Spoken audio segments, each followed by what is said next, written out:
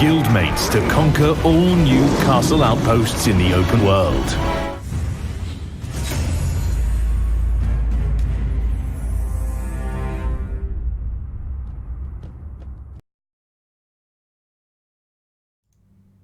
Welcome to Albion TV presents the AO Daily Show, your source of real news in an unreal world, keeping up to date on the latest news, events, and the great community of Albion Online. Today is Wednesday, the 14th of August, and I am your host, Shozen, and with me today is my co-host, Bogul. How are you doing today, Bogul?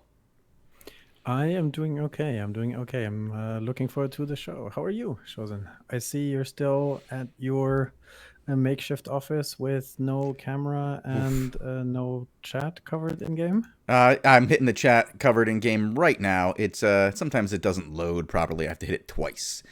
But yeah, people are freaking out in chat right now. I don't even know what did I do? This is why you don't chat with these guys. You didn't do anything. There was like What? Immediately when the stream went live, there was an announcement. The game will go down. 20 minutes. I did it. Sorry, guys. Didn't mean to take down the game. Breaking news. Shozen breaks game by starting stream. Caster hits things with auto tool. No, that's not what we do. We do news. We do community shoutouts. We do roundtable leaks on this very show, and various other fun stuff, even at a later point in time today. So okay, we got more fun stuff. I like more fun stuff. Sounds good, Bogul. Yes, with Lupac. Yes. Oh, we're gonna have Lupac. This show today, we have a few official news reminders. We will do a mini spotlight on the Guild Aegir of the Source Alliance, and we will look at some of the recently released hint roundtable leaks, specifically the Zerg debuff and the upgradable territories through GVG mechanics. We have a few things of pieces of information that were not leaked, and we are able to share them, but that's for the second part of this show. Yeah, that was very that's one thing I want to talk about, is how quickly they were able to change like the roundtable discussion from one thing to the next over the weekend. That was really well done by them, and I love the changes that they've implemented. I'm looking forward to talking about them. We did get it okay to talk about the stuff that wasn't even shown, and I'm looking forward to it. But what else do we have on the show today? First off, we are looking for more wiki community editors. It's a thing that has been going on for a longer time, the Albion Wiki project. You can access it usually if you just go to the homepage and then go to community and mouse over that part and see the wiki. And that neat little thing needs a few more engaged people to help run and polish it. And it's a reminder that we are looking for about 2 or 3 more editors who would like to join the wiki. I don't want to say more about that. Shozen can link the announcement in the chat in Twitch right now, and then if you are interested in that, you can take a look. Furthermore, we do have a exploit warning. Oh yeah, this is cool. I like this. I like it when they fix things. So Bogul, I'm going to pop this open. We're going to put it right over the conflict propaganda over here on the other screen, and we're going to look at this exploit, moving GVG times via false territory attacks. Do you want to read the rest of this, Bogul, because you're just so good at reading? Sure. With the beginning of Guild Season 7, we have consolidated GVG attack times. This was done in order to prevent a single team defending multiple territories per day. However, some players have been trying to circumvent this system via the following exploit. First, the territory is dropped by the guild. Then the territory is claimed by a different, usually alt guild, which is not part of the same alliance. A false attack is then scheduled from that territory to another. This then occupies the primetime attack slot of the territory. And if a legitimate guild would schedule an attack on the territory, the attack is then moved by an hour, which allows the same team to defend 2 territories. Please note that as of this announcement, 23 hours ago, we consider this to be an exploit and abusing it will be sanctioned as such. If you see a guild abusing this mechanic, please file a report by writing to support@albiononline.com and provide evidence. Elsa and the dev team. Yeah, don't do that, guys. That's basically don't do Don't do that. that. Don't do it. It's not hard. It's like if that you one. know that something is clearly unintended and that you're going to be doing something that you think you're skirting around the rules, don't do that. Don't do it. Just don't. Yes. Shozen, you can time me out in chat, by the way. I type Bogul. No. Yes, that's the official reminders for everybody today. That is, we don't have anything else that got released yesterday, today. They're still very much busy with finalizing the migration on the servers, as far as we know, and doing all that brainstorming on the new, on the future of Albion, I would almost like to say. But before we talk about the future, we will do our community shout-out piece for today, which is about a, more close future, I would say, and specifically Season 7. Shozen, have you heard of Aegir before? No, I would like to hear about Aegir. Can you tell me more about Aegir in the Alliance sauce, also known as the bunk bed monsters, right? Tell me more about them. It's if you recall, I asked a bunch of guilds to send me statements that they would like to have read on stream for everybody to see.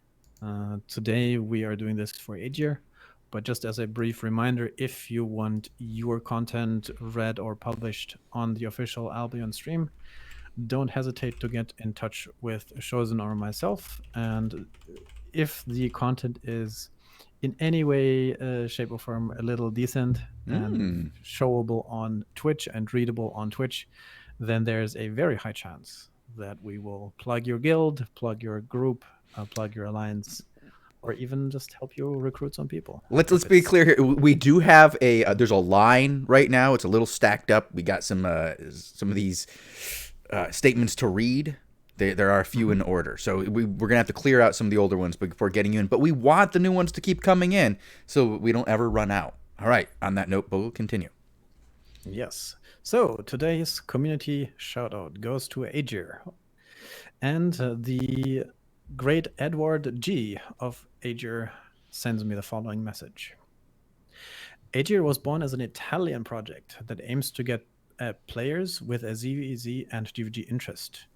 Our main characteristic is the form of inclusive community, where every player that enters is followed by veterans, and in no time they become primary resources for our activities.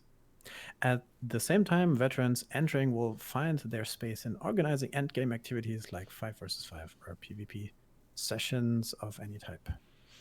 We started as a 20-man project in April, and in no time our ideology touched a lot of people that didn't feel represented in the Italian community. Our attitude of constant improvement and being open-minded helped us listening to all our players and at the same time following the needs of the guild and everyone in it. We constantly work to reach our objectives, and therefore we now have more than 100 players. Our organization is based on 5 evening events a week, sorted with our in-house built Discord bot. There is some more to read here, but I think it's time to interject and first talk about that a little bit. Oh. That sounds pretty cool, does it? Oh, having a different events based on days of the week. I like that. Getting people together. But here's the thing, Bogul. I'm telling you, I like the idea of inclusivity, but I don't think at this rate they're ever going to catch up to Arditi, the ultimate Italian guild. You think? No. You have to be more hardcore if you want to catch Arditi. I mean, they already have a bunch of players, so it's not... They do. I'm not trying to knock them. They achieved silver last season with a rank of 50th overall. That's pretty good. That's not bad. I'm not trying to downplay that in any way, shape, or form. I'm just saying. They need to get a little bit more hardcore. Arditi or die, remember? Arditi. Like, you're obviously making reference to the other famous Italian group that we talked about on this show well, before. yeah. I honestly don't know how much in a competition they are against them. That's They do seem to maybe have a something different. They do have a different style, and I like that. I Yeah. like this idea of everybody matters. Sounds a lot like a game I play, and it seems like it's everybody comes in, they get a helping hand, led around, which is good. We had a similar system back in the day where we would help new players get, I don't know, indoctrinated into the guild. I like that. I like the idea of having different levels of achievement, and they accomplished a pretty high goal. Like I said, getting silver is no simple feat. There are, a lot of guilds out there, guys. There are tons of them. Go look at Arch, for example, and its 100 guilds. And recently, Gluttony's proposal that we don't limit it by the number of guilds, we limit alliances by players at 30,000 players. And remove this arbitrary 100 guilds nonsense from this. All right, so I've had my say on that, which is kind of silly, but no, I like that they. Though, right? They're both capped anyways. But I gotta say I like no, this. Never mind. They have 10,000. Never mind. I didn't do the math. They have 10,000 play. They have 10,000 players and 100 guilds. They do not have the full 300 players per guild cap limit reached yet. So they're working on it. Yes, of course. I just brain lag. I was looking at the. Do we want stuff? Do we want to talk? Do we want to talk about their recruitment message? Sorry, I keep stepping over you. I think we're both, looking at the same half second of opening. Sure. He because it didn't have an end to the story yet. I want to read the second part of Edward's nice statement here, where he says, "We are recruiting people that are able to see a group in a holistic view, where everyone counts, but is able to put the guild objectives higher than their own. With the Season 7 changes, we don't have a strict achievement, as the start of August will be hard because of our seasonal vacations. But we will surely get silver, and from there start working for gold and see if it's reachable. We are really looking forward to all these Season 7 changes and hope that it will be a major step for the game and to help all the growing realities achieve what they are working for." Yeah. I like Edward these guys. G of the Aegir Guild. Part of Sauce, like we said, the bunk bed monsters, or what do you call them? Bunk bed monsters. No, you had something else you were calling them. No butts today. No bed bunk butt. Okay, all right.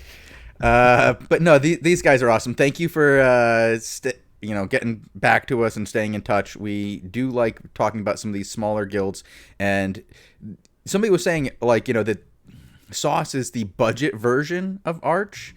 I don't know if that's really true. I mean, look at what Sauce has done to the map, man.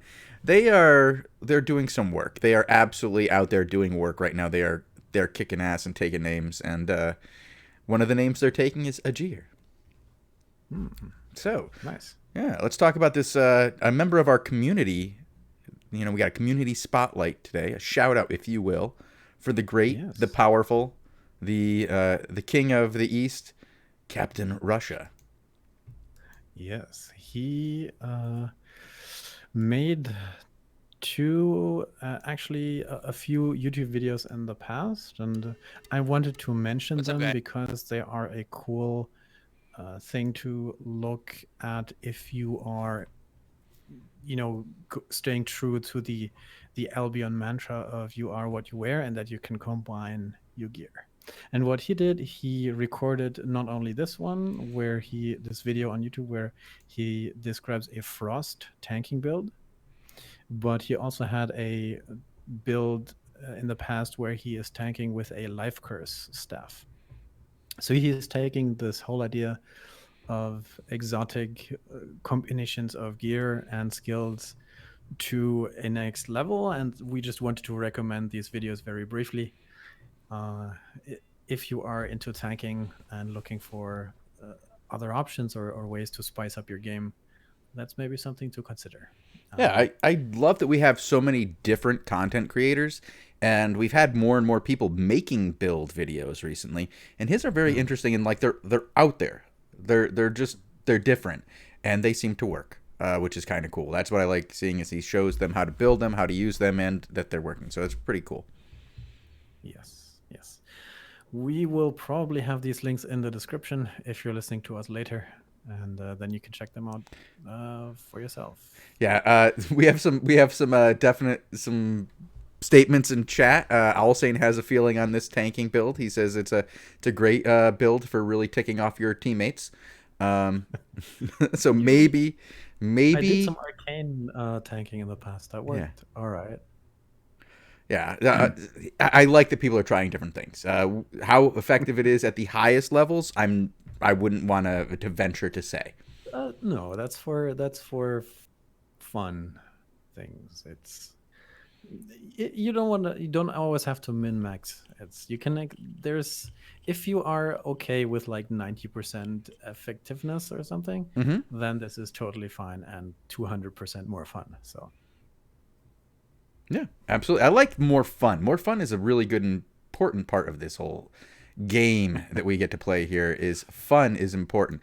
But like we said, Captain Russia has a ton of builds here. He's got a ton of videos, all sorts of different things, like everything from, like I see here, farming and animal breeding to curse tanking. Interesting. I like it. So yeah, definitely check it out. Good creator to follow. Check him out. Subscribe, follow, thumbs up, whatever it is you got to do. Follow his builds. Make your buddies mad. But let's talk about something else that made a few people not mad. Yeah, on the contrary, very happy. Well, two things. People were very mad, Bogul. They were very mad. That's why. Okay. So on Friday, we had our roundtable call. Remember the roundtable call, Bogul? We aired an interview so that we could go and watch that.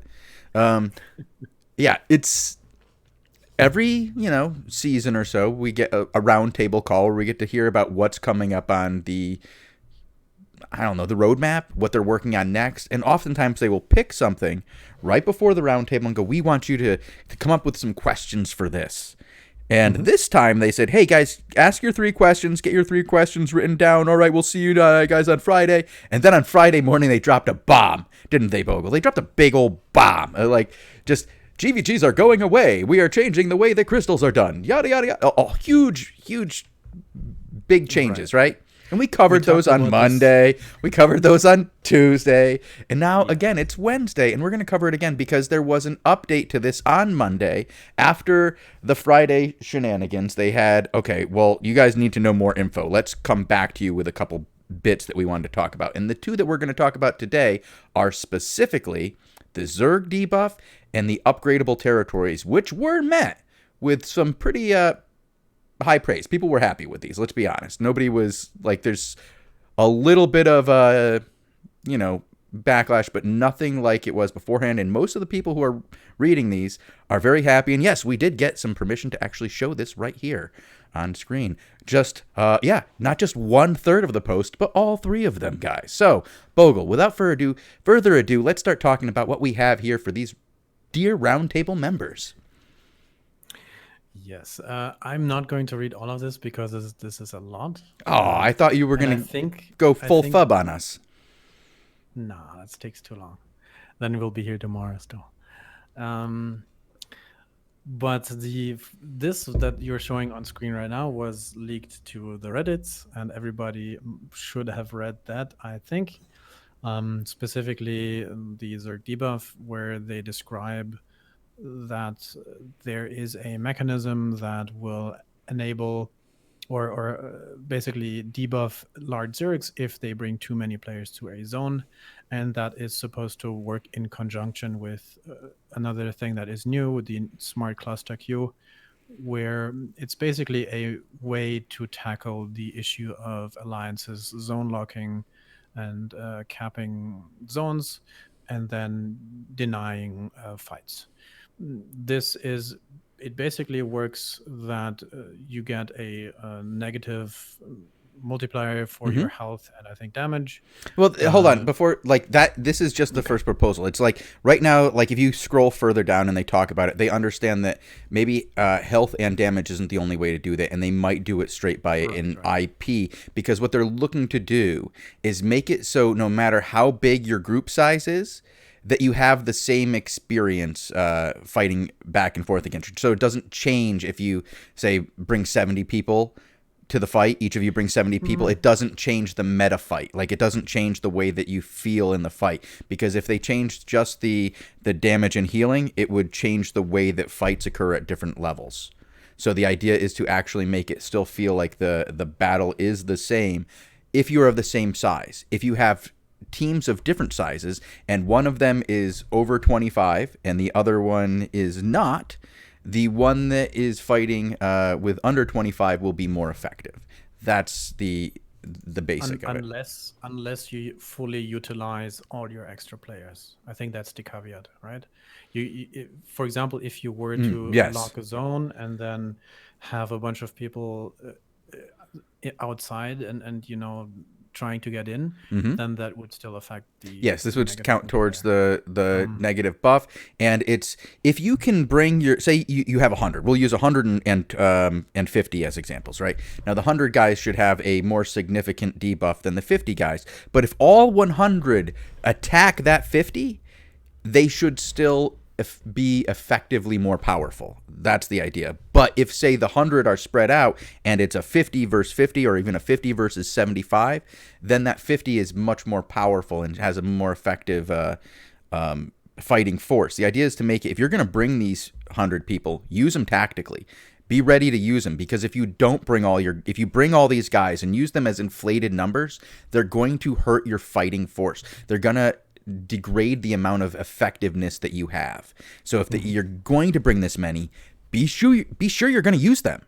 Be sure that they're coming in to fight, because if you have idiots in the background like that guy Shozen, who's only got a 75 spec and is barely there, incompetent, hanging out in the back just taking up numbers, and you got like 30 of them, that's going to have a negative effect on your team. Just don't bring 30 Shozens to those EVZ is what I'm saying. Bring one. Okay. The Shozen one. And the other one that was announced was the upgradable territories through DVD idea. And here it says that they want to allow GVG players to continue to play an integral role in their guilds. That seemed to because this topic seemed to cause a lot of confusion in the very beginning over the weekend, when it seemed like the GVGs were going away and they didn't quite explain what will be there to replace that. And after some discussion, that is one part, in addition to the Crystal League that we talked about on Monday, that will make them still relevant and important to guilds.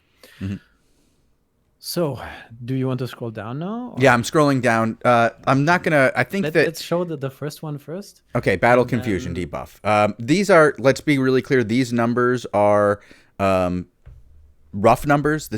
They will likely be changed, because as you can see here, it's already been noted that it's 25 more players gives a 10% debuff. Why does 50 players more only give another 10% debuff?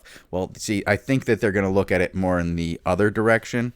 It's clearly not enough in those directions to a lot of the people who are responding. Now, this is something that will be tested on the test server before it ever goes into effect on live. When numbers are to be discussed like this, these are always just like, hey, this is what we're thinking. This is what we would like to do, something along this vein. Let's figure out what we can come up with together as better numbers. And we've already seen that playing out in this discussion between a couple of people. Yeah, which we don't show. We're not going to show other people's discussions. We're only showing Robin. That's all we've gotten permission to show. I might show Vakenden's, because I love that guy, and I'm so glad he got back on the round table. But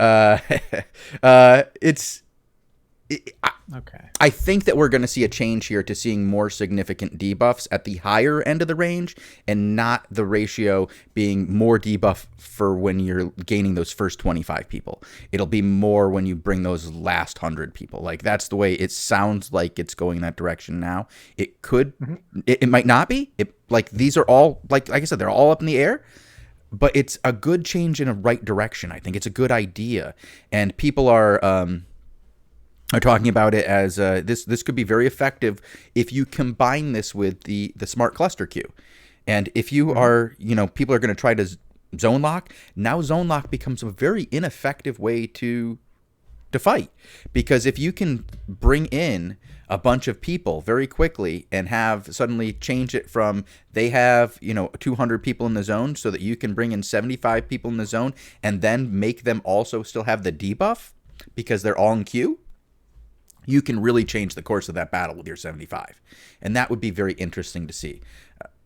And I'm looking forward to seeing that. But the thing that I think is more on people's minds, because it's much more, how do I say, controversial, because this got met with pretty good response from everybody except for the numbers themselves. People are like, let's change the numbers. We like the idea. We like the concept. Let's play with the numbers.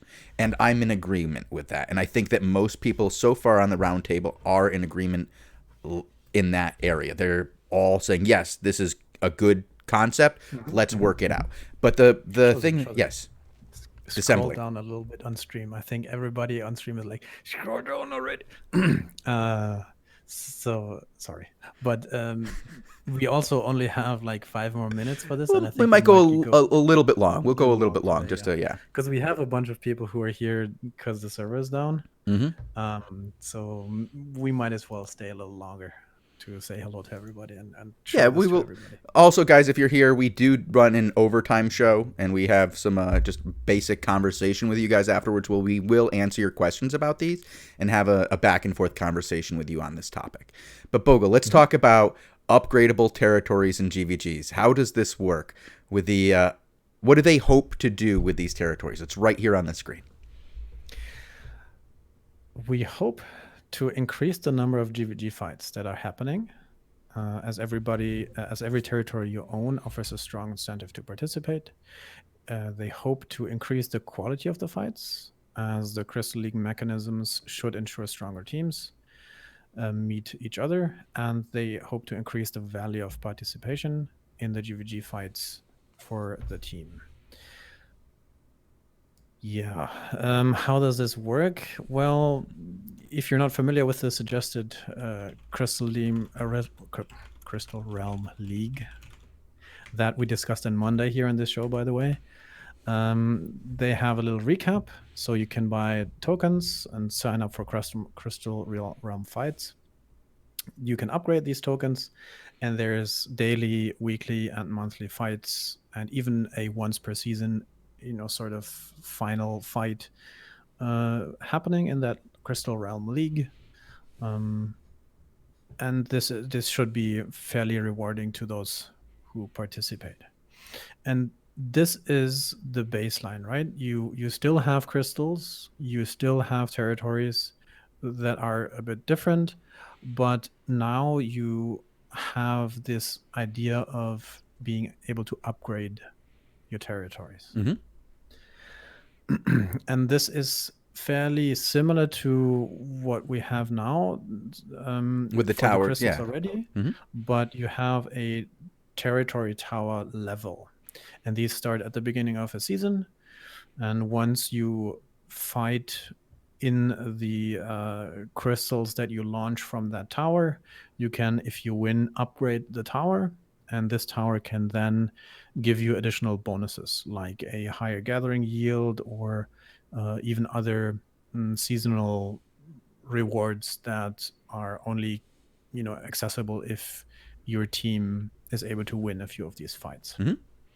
And of course, passively, they would also strengthen your guards on the territory, and potential other bonuses, like a little bit more fame or these kinds of ideas. Different bonuses. But this is again still in the discussion phase. Yeah, but the idea is to give it so that at the very minimum it has rewards for the highest level of tower that you complete on the daily, the weekly, the monthly, and the season bonuses, and it gives you a incentive to, if you are, how do I say this? Like right now, the highest level towers can only be built in the best territories. That's going to encourage the guilds that can level up in the crystals to try to go after the best territories so that they can get these towers, which will then give them the best rewards. Like the best rewards in the game are no longer static for just controlling the territory in Mercia. You have to go into the heart of Mercia, claim a tower, hold that tower, and then build that tower up over the course of a season to get the very best territory that could be accomplishable in this game now. And I like that. I think that it's going to give new incentive for guilds to go after towers. Like, people are going to want to go after a tier 7 tower. Like, take it. Like, with their ZVZs. They're going to come after it every day, and you're going to have to defend that thing. Now, somebody mentioned up in chat, and I'm going to mention this one. What prevents somebody from, a little guild from being able to rank their tower up to tier 4 or 5 and then get stomped by a ZVZ force? I gotta be honest with you, don't know. Yeah, hopefully BA, like people are saying, oh, BA will come and kick the crap out of you. Well, BA hopefully, or other guilds like them, will be fighting not for your tower. Because remember, the prime times are all going to be similar to what they are now, where they're all clustered together. So a ZVZ force probably won't be coming after your smaller towers, because there will be juicier targets available to them at that time that they would rather take than your lowly tower. And that's where I stand on that now, until we see that that's different. That's the concept, that's the idea, that's the hope. I've had a hour-long back and forth discussion with somebody about that. Hi, Anissa. How you doing? And I really do believe that the incentive to fight for something better will drive them there. Yes, there may be the crappy guild that says, the best we can do is this. Well, if they have 150 people and the best they can do is come after you, well, hopefully your 40 people are better than their 150, and you'll get to use that Zerg debuff advantage, and you'll also be on your tower, which will have defenders, and you'll also be closer to your home so that you can spawn back at your home and come back and fight again. So there will be mechanisms in place that will kind of help you against a ZVZ force, but it'll be interesting to see how they are exploited, how they are changed, and how they are fixed after that. Yeah. Do you want to scroll down a little bit so stream can see? Oh, sorry, guys. Yep, my bad. I will just go for completeness sake, because I'm assuming that nobody will care what we said. People will just share screenshots. Yeah, they're gonna all share. This is what it's gonna be like. This is all this is. It's just, ooh, look at them sharing the roundtable information. Well, we want this to be out there for you guys to see. I asked people if we could show this because I think that having the full information on this is important. Yes, there were 3 different posts, not just one, and I know that people are saying it's a straw man argument to say that there were, only one of those posts matters. Well, no, I think this 3rd one has a lot of really good information on it, and it explains some of the things that people were confused about before. Specifically the rewards for towers and how that works. And we talked about this before, about the amount of times that people get to GVG. People are saying they only get to GVG, once a week or something like that. Well, they did make a couple of changes to that already. Like, they got rid of the debuff that says that if you win, you can't fight anybody lower. They changed that so that at the very least, you can fight 2 rank 4 GVGs a day. At the very least. But this is all still... How far away? A month or 2? A season. No, a season at least? A season. At least a season. Some of the finer details probably even longer, right? So just a reminder for everybody that this is early, well, not super early concept stage, but this is still concept open for changes sort of situation. And this is why it went to the roundtable first, so they have a smaller group who can give first feedback, then adjust upon that. And then what I am assuming personally is that they would then put all of this together and make like a dev statement, maybe soon-ish. I don't honestly know, but I'm hoping. I also wanted to read the conclusion here that Robin posted on the very bottom of this, and then we can almost get ready to go into overtime, I think. So, conclusion. By tying valuable rewards to territory towers and giving the GVG teams the ability to boost their guild's territories, we hope to create a strong synergy between the rest of the guild and their GVG teams. At the same time, players without strong guilds are not excluded from the Crystal League system, only from these additional rewards, which should give a lot more teams the opportunity to hone their skills and become potential recruits for powerful guilds. In addition, because of the Crystal League token level matchmaking, fights should be more even and thus more interesting, and many of the issues plaguing the GVG system should no longer be a concern in this system. No shows, fake attacks, retaliations, etc. Yeah, all in all, we believe this system will bring more, better, and more rewarding GVG fights to Albion while keeping or even improving the importance of GVG teams within guilds. I tend to agree, Shozen, with that. Yeah, it's... See, people always jump to... It's like that... I don't know if anybody's ever seen Office Space in that game, jumping to conclusions. You guys all need a copy of that game. Jeez. For reals. All right, but Bogul, I think we went over a lot of this. We'll come back in a moment because there's a lot of questions, and I want to answer the questions on overtime where we do this. And I feel bad for the people who are going to be listening on the podcast. I get a lot of questions. Can you please put the podcast, the overtime on the podcast? No, I can't do that, Bogul. I can't do that for them. All right, Bogul, would you like to plug people and plug us and tell people where they can find us? Sure, you can listen to this very show every day, starting at 18 UTC. We do about half an hour of news, guild updates, gossip, community spotlights for you, before we then go into the interactive section where we just answer straight up questions from Twitch. And then Mondays, Tuesdays, Thursdays, and Wednesdays, so 4 days of the week, we do the GVG show that is now called Albion Live, Shozen. Right? Yes, we're about to switch over to Albion Live. Albion Live being where we show crystals, followed by a couple of highlights, and then live GVGs at 20 UTC. Yeah. And you can, of course, watch all of this either live on Twitch here at twitchtv.albiononline or listen to the news show later at soundcloud.com/AlbionTV. You can also view all the VODs of our previous show on this very channel here on Twitch. And that is my plug for today. Don't forget to send it to your grandma. Subscribe, follow, like, thumbs up, kind of thing. Yeah, send the little heart button, double tap, whatever it is you got to do to make the likey thing appear.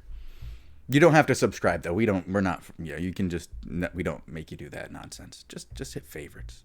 All right.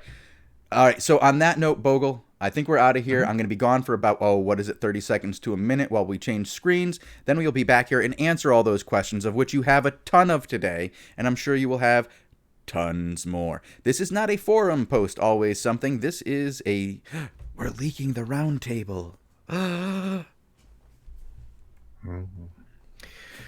I'm sure there will be the full screen cap on Reddit soon. So, you can't. Yeah, people are like, you can literally go to the link on the top of the page. Go for it. Try to get in. Go for it. Just go ahead. You can try it. Go ahead. Go ahead. Log in. So. Just hit the link. All right. We will be back in 1 minute. Server is back up for everybody who wants to go in and play the game. We're going to be back here from overtime and then back for Albion Live. Thank you guys for tuning in. And until next time, stay classy, Albion.